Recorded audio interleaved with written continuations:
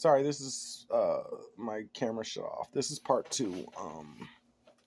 So basically what ended up happening was I was in that class and I basically was drawing inappropriate pictures in there, and I showed this girl and she got really mad at me and was like, "That's sexual harassment and blah blah blah."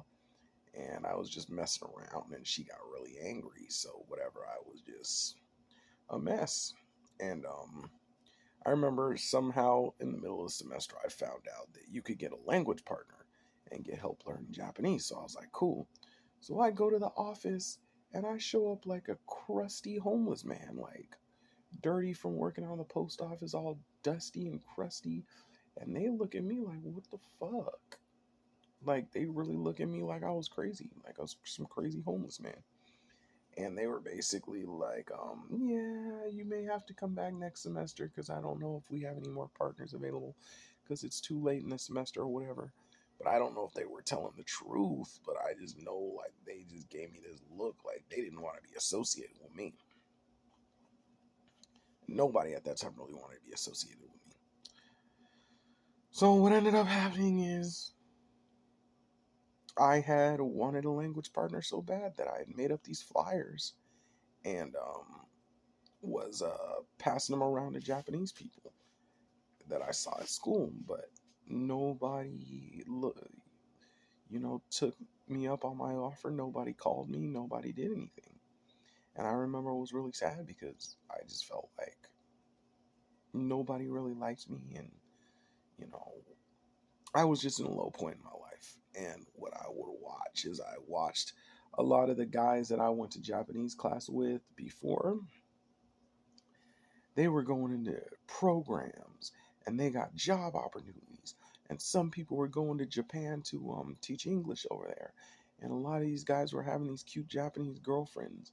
And like, I'm talking about girls that look like, the stereotypical fantasy Japanese girls that everybody wants, like.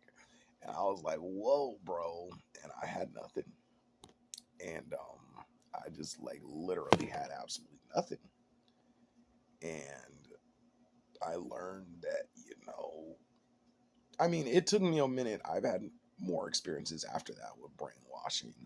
As I told you in another video, I was brainwashed about, hip hop dance or whatever, or brainwashed with the pickup artist culture. But this is the first time I was brainwashed in my life. And I didn't learn my lesson until like years later about brainwashing because I've been brainwashed over and over and over. But the point is, I'm trying to tell you that I wanted to talk about it to prevent other people from getting brainwashed, okay? Because what you're going to find out is sometimes people are going to tell you things that aren't really going to help you and that are going to get in trouble just because they have a personal preference and they believe that everybody should be the way they want them to be because their personal preference. And a lot of times if that's not who you are and you just try to do it, you're going to get in trouble, like me with the whole Japanese situation. Like, it was just not a good situation. I got nothing out of it because I was acting like something I wasn't. Or like in the last video I was talking about going into the universe trying to be a cute dumb dancer who wore gym clothes every day and hit on everything that moved.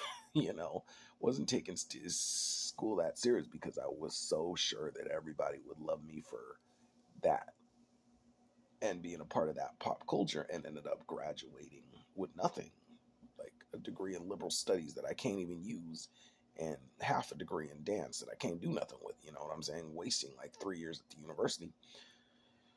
So that's my 2 cents. I don't want to see anybody be brainwashed. And so I just want to make sure that I put out a message and teach somebody how to get over that and not listen to people and go your own direction as long as it's positive. All right, I'm out, y'all. Peace.